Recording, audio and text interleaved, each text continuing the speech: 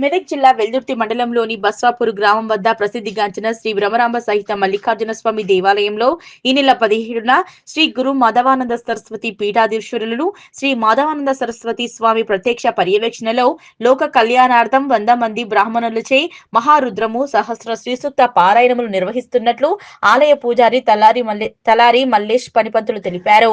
మంగళవారం జరిగే కార్యక్రమంలో 1,00,000 పుష్పార్చన నిర్వహిస్తామన్నారు.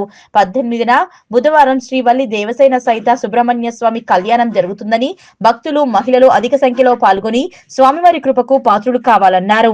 ఈ కార్యక్రమంలో పనిపంతులు గురుస్వామి తలారి మల్లేష్, ఆగం రవీందర్ గౌడ్, జగ్గా అశోక్ గౌడ్, లక్ష్మణ్, శ్రీకాంత్, కుమార్, సింహం, గణేష్, ప్రశాంత్ రెడ్డి, శ్రీధర్ రెడ్డి భక్తులు అయ్యప్ప భక్తులు పాల్గొన్నారు.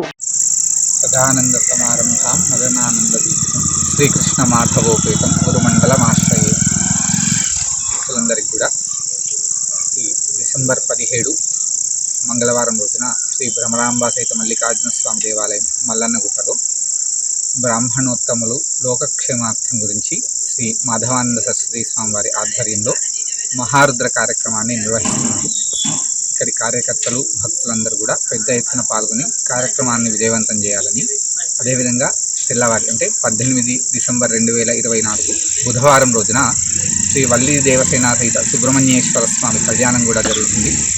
ఈ 2 కార్యక్రమంలో భక్తులు తమకు తోచిన విధంగా పెద్ద ఎత్తున పాల్గొని ఇక్కడ స్వామివారిని దర్శనం చేసుకొని అక్కడ జరిగేటువంటి వివిధ కార్యక్రమాల్లో పాల్గొని తమకు తోచిన విధంగా సేవ చేసి స్వామివారి కృపకు పాత్రలు కావాలని ఆలయ కమిటీ తరఫున, భక్త బృందం తరఫున అందరినీ కూడా కోరుతున్నాం.